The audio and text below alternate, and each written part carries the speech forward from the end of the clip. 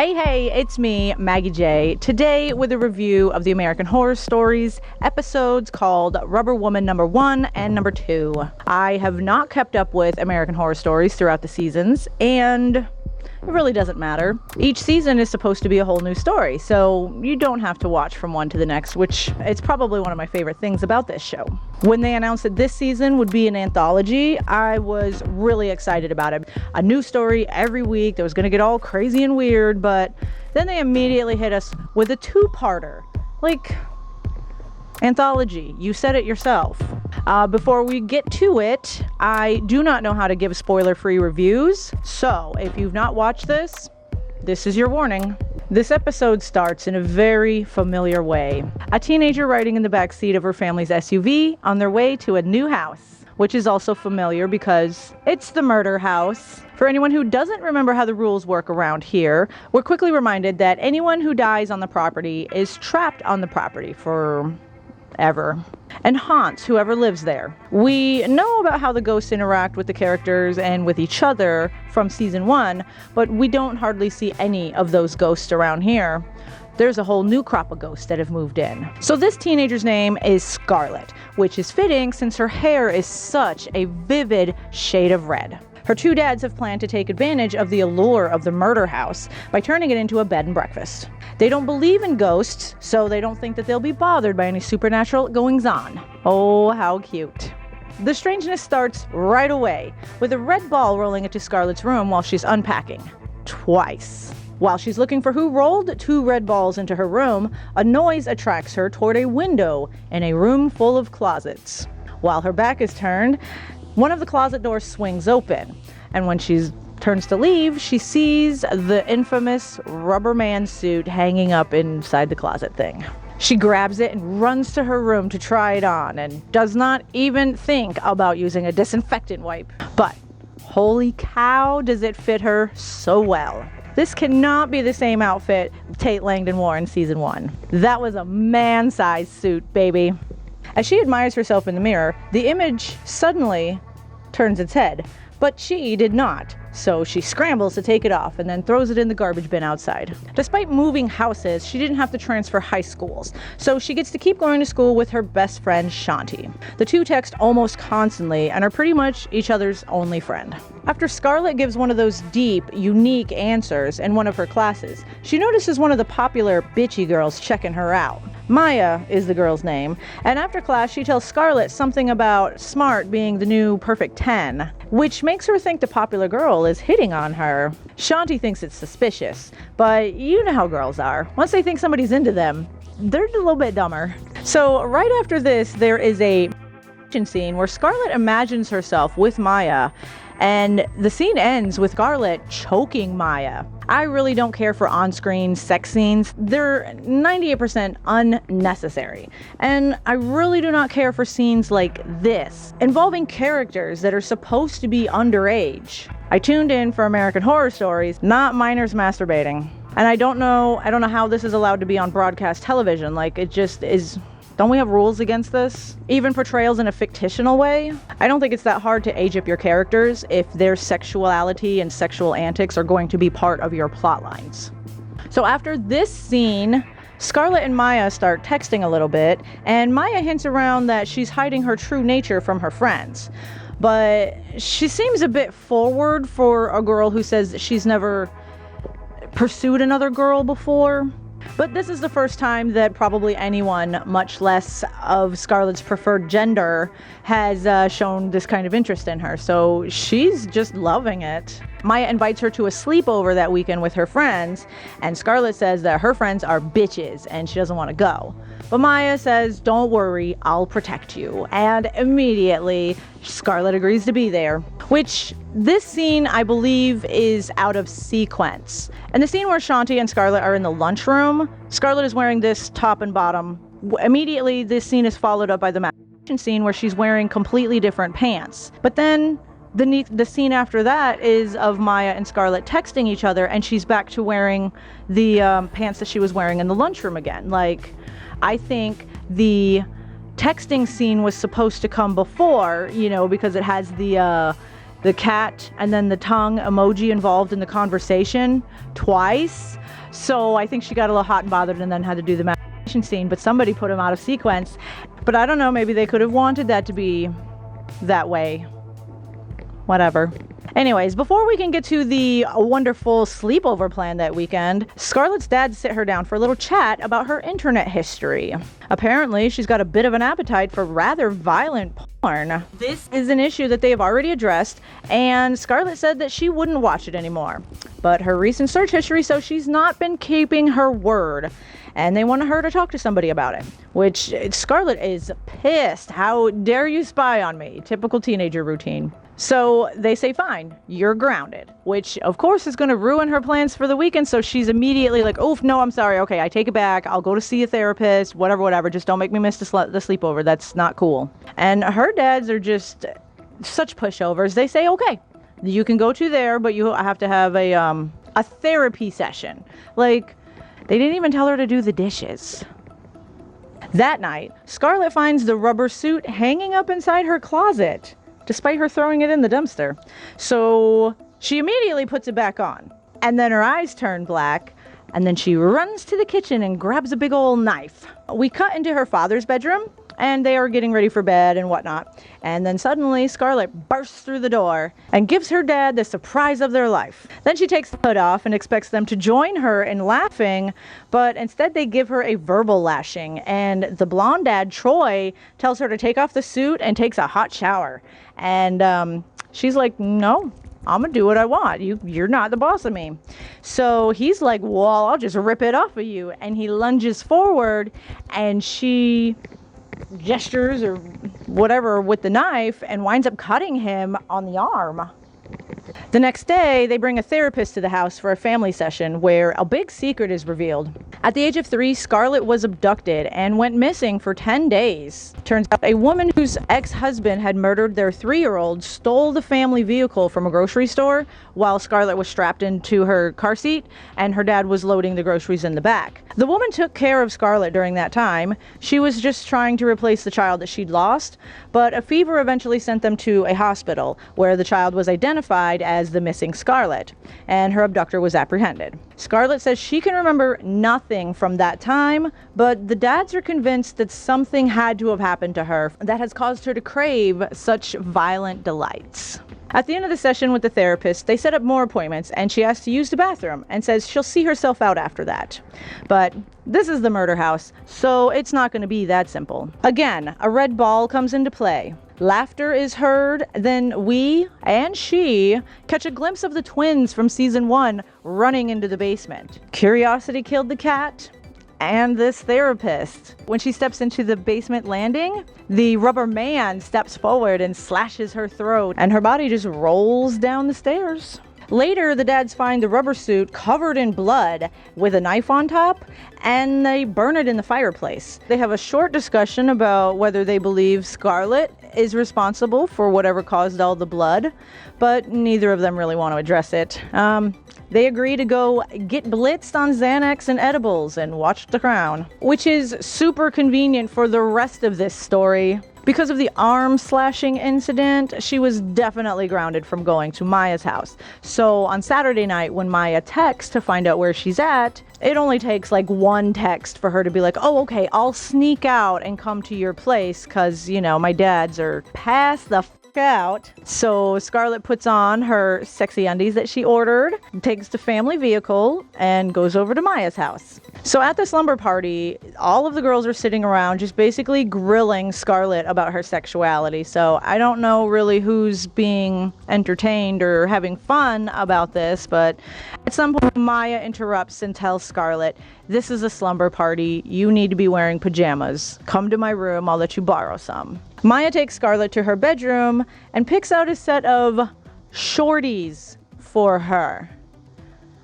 I don't know who wrote this, but here in the real world, we just call them shorts. Anyway, Scarlett takes off her pants and top, revealing her special pair of matchy-matchy underwear she tells Maya that she wore just for her. Maya comes up behind Scarlett and puts a little shirt on her and then kisses her neck. I keep using the names because using she and she can get confusing, so I'm gonna keep using the names. Scarlett asks Maya if she is experimenting or she thinks she might be gay or is messing with her. Maya assures her she's not messing around. She's not sure if she's totally into Scarlett, but she wants more to happen between them. They sit on her bed and they kiss a little bit.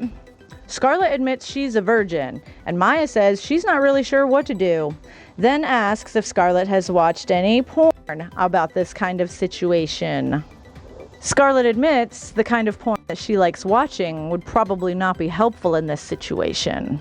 And then she describes in detail what kind of porn she likes. It's a lot.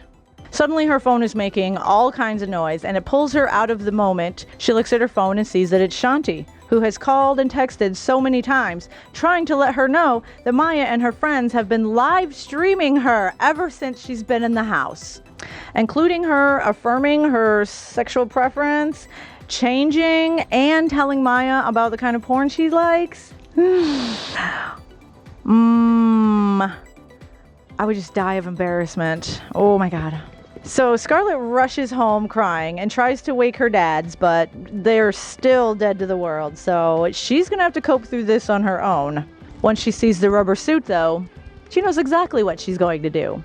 And she calls Maya to let her know. Scarlett says she's going to kill herself and write a long letter about what happened to her to cause her to do this. She'll name Maya and her stupid friends and describe how they ruined her life. She brings up a similar situation to another kid being bullied in another state, where those who outed him on a live stream were charged with his death and are all now convicted felons, which just doesn't bode well for, some rich girls and their future prospects, right? This definitely scares Maya. Without even a fact check, she says she'll do whatever. Scarlett tells them to come to the murder house. Meanwhile, she gets dressed. The house is dark when the 4 chicks arrive, but armed with their cell phone flashlights, they are quickly lured into the basement, where the season 1 twins scare them by throwing poppers at their feet. Attaboys. The door at the top of the stairs shuts behind them and will not let them leave, so they are left to weather the trap that Scarlett has set for them below. That familiar old song, You Belong to Me, spools up. OG fans know which one. And the lights in the basement start to flicker, and all 4 chicks are methodically stabbed and slashed to death. In the morning, Scarlett's dads find that she's repaired a large hole in a brick wall on the 2nd floor. And we know that the bodies of those 4 girls are behind that wall, because why else would she be bricking up the wall? Dads? When they leave the room, the murdered therapist appears and says they should schedule a session because Scarlett has just murdered 4 girls, and they need to talk about this. Scarlett says she's never felt better in her life, which adds up because she just told her dads, in regard to the question they asked her earlier in the episode, whether she's a sadist or a masochist, she affirms she's definitely a sadist. So of course she's on top of the world right now. She just killed 4 girls. She returns to her bedroom and finds the rubber man waiting for her.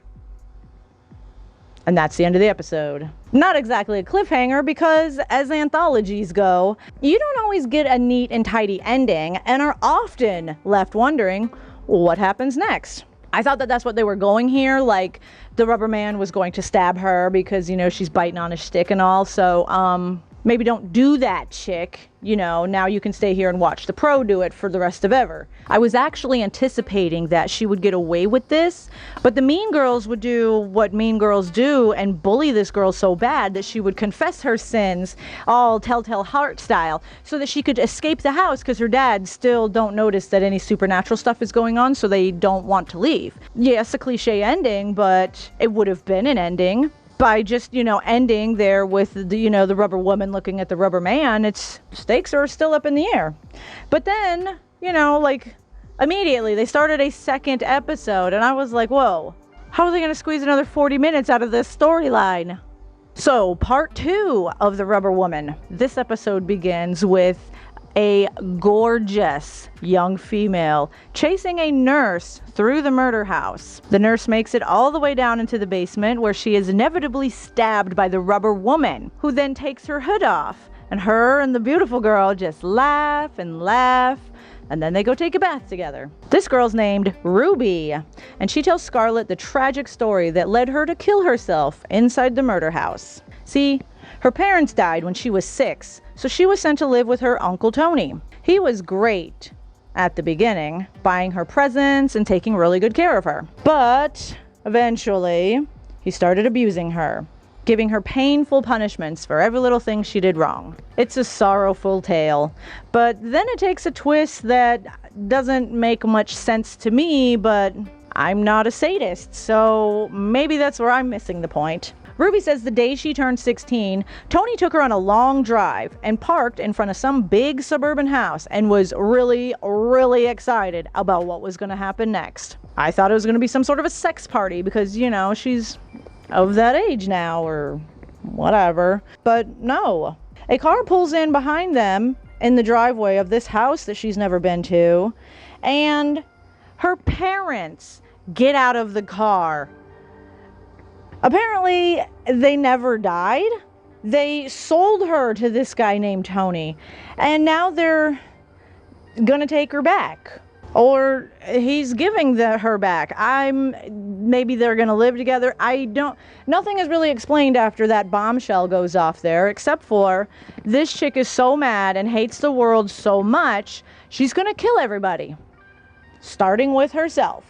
She thought maybe her death would make the news and then her parents or Tony would feel bad about what they've done to her. But the realtor of the house at that time found her and just buried her in the backyard and never reported anything about her, because who needs another teenage murder victim at the murder house, right? She wasn't even aware that she would go on existing, stuck forever. So suffice it to say, things are not going as Ruby planned. While still in the bath, Ruby tells Scarlett to kill herself, so that they can both be stuck there together forever. Instead of replying, "Oh, okay, that's a great idea," she pulls away, and Ruby is not happy and disappears into the water. Meanwhile, it's unclear how long it's been since the 4 girls went missing. Police show up to ask some more questions since they got permission to go through Scarlett's phone records. They know about the live stream and the very intimate secrets held by the young woman who lives in this house. They now know she called Maya from the murder house shortly after the live stream ended, and that all 4 phones belonging to the missing teenagers traveled to the murder house 20 minutes before their phones suddenly shut off. The dads get defensive about the insinuation of Scarlett's involvement.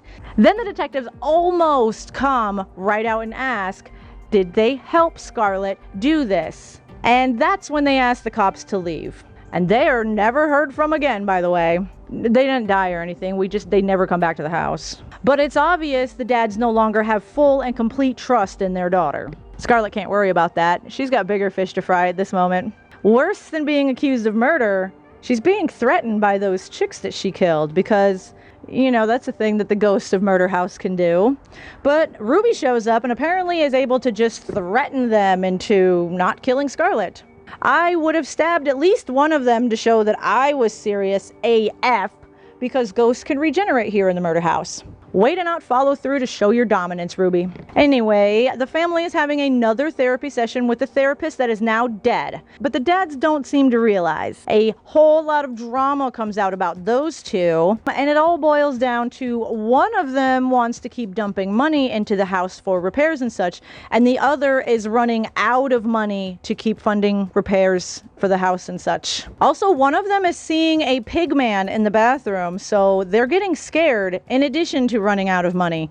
So they'd like to get out before the contract needs to be finalized or something paperwork related. And the therapist agrees that it might be the best idea for all of them. The issue is not solved by the end of the session though, so they plan for more time in the future. Dad Troy hires a contractor to help out with some of the projects they're falling behind on. The contractor basically says they're being fools trying to do the work themselves with no experience, which is not a wrong take, but I took it as a hard sell, like, you better hire me to save you or you're gonna regret it in the long run. But I guess Troy took it in a, you better offer me something unbelievable if you want me to take on this project, because he immediately offers to S this guy's D. Like, That's not how you hire contractors, bro. Please don't let this terrible storyline become a rumor that's going around on Angie's List. Oh my God. While Troy is throwing wide open the door of sexual opportunity to this contractor, Adam, Michael walks in and looks very suspicious and angry about what is going on. Troy tells Michael that he wants to hire Adam for some projects because he had the lowest bid of all the contractors he contacted. But we know it's because he was the only contractor with a shirtless photo on that website we already mentioned. Michael says they are too broke to hire anyone, and a few mouth parties from Troy aren't gonna make up the difference. Adam, smelling blood in the water, doesn't miss a beat and replies that working on the murder house would be enough exposure for his company that he could be flexible, and he'd let him know how many parties it would take. LOL, it was a joke. But Michael is still not happy. He's actually really pissed, and he wants to get his family out of this house. None of these feelings affect Troy, though. And the next scene, he's in the basement with the contractor, on his knees. Then they're talking about divorce, and he's letting Adam gas him up about how the only way to save his marriage is to have a whole lot of sex with him. Adam? What? At that point, Adam's employee yells down the stairs because there's a smell up on the second floor. Of course there's a smell. There's 4 dead bodies on the other side of that brick wall you're trying to tear down. Notice how when these two enter the room, Michael is also there, meaning Troy is bruising up his knees while his husband is in the same house. That's just dirty, Troy. You are now my least favorite character, which is saying a lot considering the crimes against humanity that has been committed by some of the people stuck in this house. Anyway, Adam breaks down the brick wall and they all have a front row view to the 4 teenage dead girls on the other side. None of them was expecting that, but Adam's a fast thinker and quickly grabs a hammer and bludgeons his employee to death because he's a good man. He would have been trouble. So now he's got a lot more leverage over this married couple, and he's definitely going to use it because he's in a bit of a spot himself, accused of stealing from his clients and embezzling and just generally being a scumbag, and they're going to help each other out of it. Oh, and he wants to be the third wheel in their marriage because he kind of already is, isn't he, Troy? Michael is beyond. He yokes up Adam by his collar and drags him to the front door. But as they get near it, it swings open and the rubber man is standing there and just goes to town on Adam. The dads run upstairs looking for Scarlett because they think that she's the rubber man. She's not home, but suddenly the 4 dead girls are visible to both of the dads now, so they have to run for the back door, bumping into the contractor's assistant on their way by. They sprint into the kitchen and out the back door, and then immediately enter right back in through the kitchen, through the other door. Michael notices almost immediately that something is wrong, but Troy takes a whole nother trip around before they both figure out they're dead. They can't leave the house. It's not clear when this has happened, but Ruby took her constant companion, her butterfly knife, to both of the dads upstairs in hopes that Scarlett would have so many reasons to stay that she would go ahead and kill herself and be stuck there in the murder house with all of them. But wait, was Troy a ghost when he was scuffing his knees down in the basement? I know that we know that that's a thing that can happen, but dang! There's gotta be some rules of consent being violated here. Does that make him an incubus or no? Because Adam wasn't asleep, right? Whatever. I gotta stop thinking about this.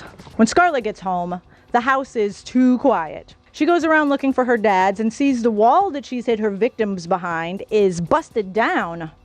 She turns to run away and runs right into a bloody Adam and his assistant, who says they have a list of supplies that they're going to need her to get.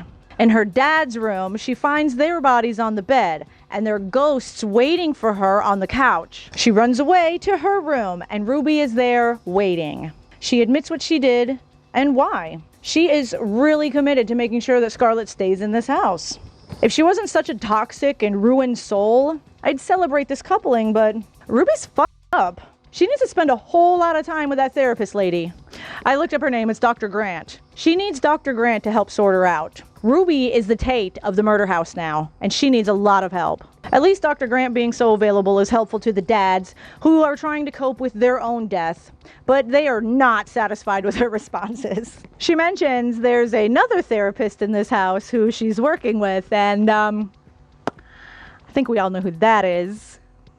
Scarlett is also in attendance at this therapy session, but she seems mostly unaffected by their deaths because while they're dead, they're kind of still here.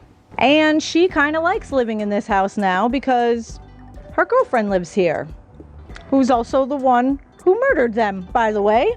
They balk at this information and tell her she is forbidden from seeing Ruby. But like they've got any room to talk here. Oof, no, I'm getting ahead of myself. Scarlett actually tells them that. She tells them they were dumb enough to move into and then get killed by this house, so they pretty much don't get a say in what she does. So she's going to a Halloween party. Yeah.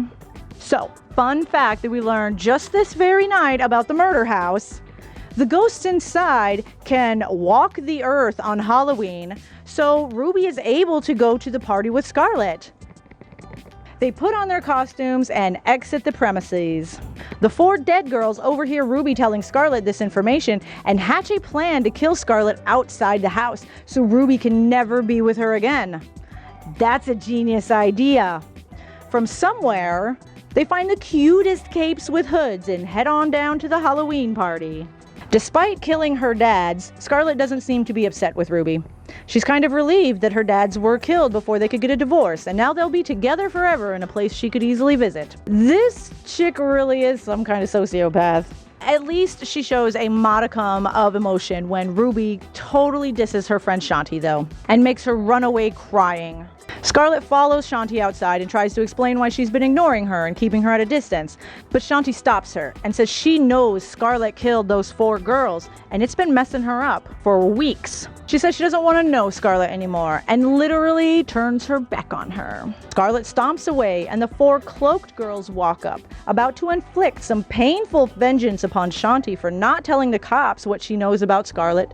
But Ruby, of all the people, shows up out of the shadows and tells them to back off and not to touch Shanti or Scarlett, or she'll peel their faces off every day for 1,000 years. And again, with no show of power, no proof that this chick is someone they should be the least bit intimidated by, they agree and don't harm anyone all night long.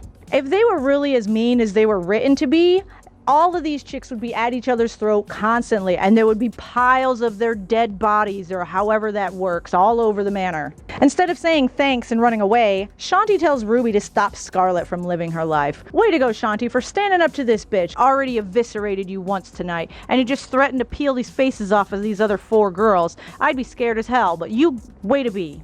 Scarlett makes her way through the haunted fun house, where she finds her girlfriend literally carving people up in one of the rooms.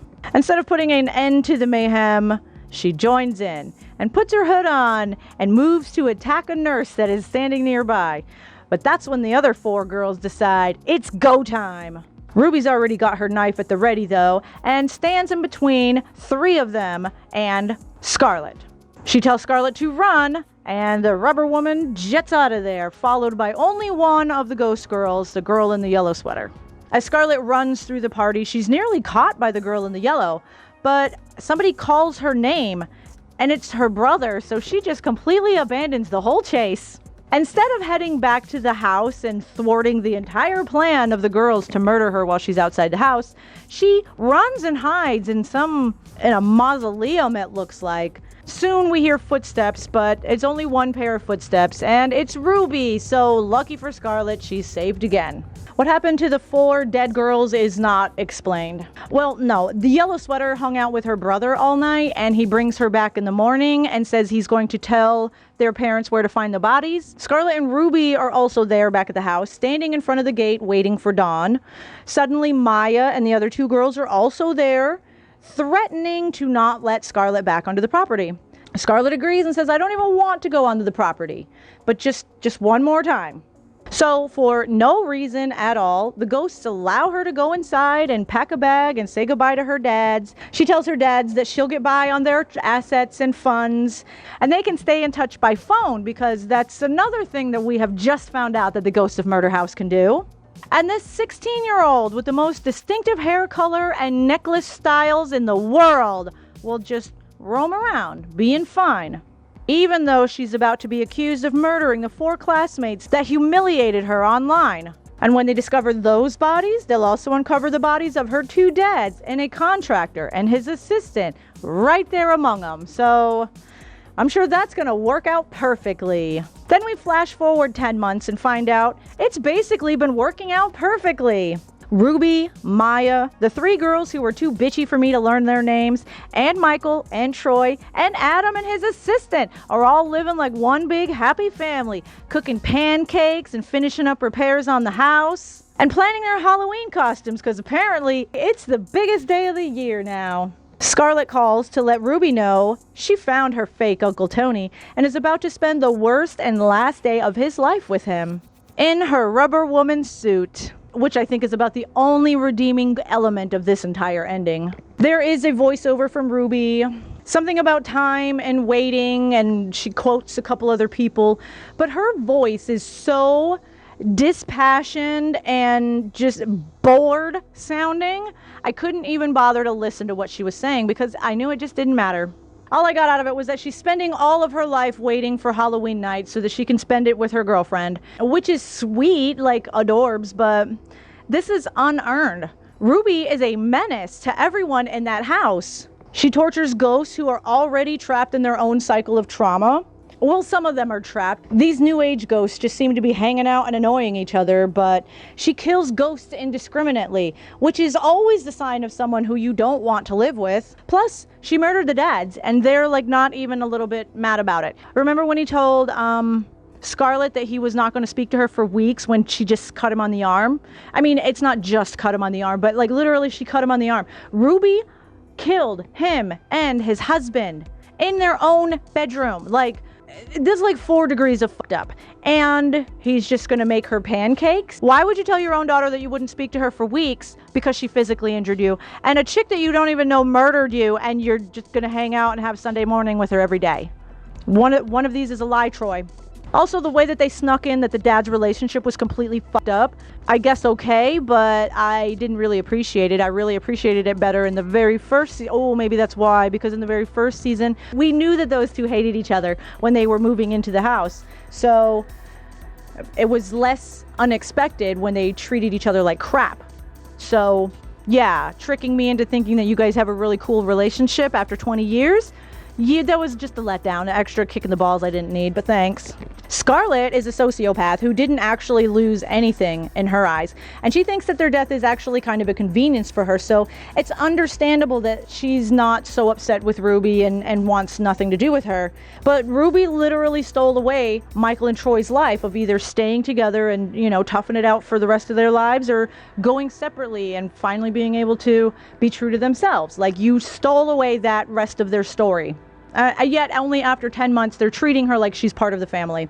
And of everyone involved in the murder house, she's the only one who gets to have a corporeal girlfriend come and visit her once a year, while she treats everyone around her like her own personal pincushions. I'm not a fan of Ruby. Her whole storyline just kind of drags the episode down, and I think it creates more questions than answers. There's only 2 maybe instances where Ruby's presence improves the storyline, but she's not even the villain in this story. So what does that say about her necessity to the plot? I think you could have eliminated this entire character and left it as a struggle for power between the rubber woman and the rubber man. It would have streamlined this episode considerably and potentially improved the story. I would have missed seeing this character though, because she is just beautiful. I think a little bit more acting lessons and choosing roles that better accentuate what she's good at. She could really be an awesome minimal love interest character, or like a villain henchwoman, or just a bitchy support character. Like, she's not lead material, but if she could become better at emoting with her face, she could very easily dominate the C-list. My biggest peeve with this story is that there was no reason at all for these girls to be 16. They should have been aged up, especially since what the 4 dead girls were engaging in is felonious in so many ways. And I know that their deaths prevent them from having the consequences, but like, why even approach this topic with minors? My memory card got full, so I couldn't record any more video, but I'm so close to the end here, I'm just going to keep on going with the audio. Mostly, I did enjoy this story. There are some really great elements and character arcs that are totally justified and worth the journey. I outlined those ideas in the end of episode 1 about how just a little more runtime would have allowed for it to be wrapped up so nicely.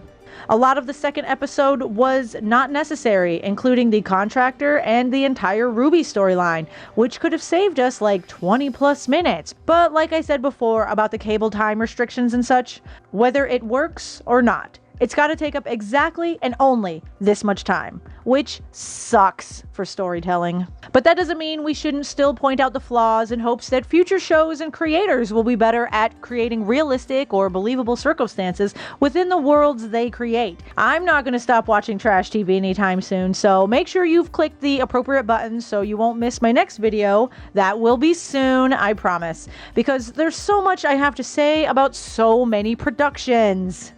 Y'all stay safe out there.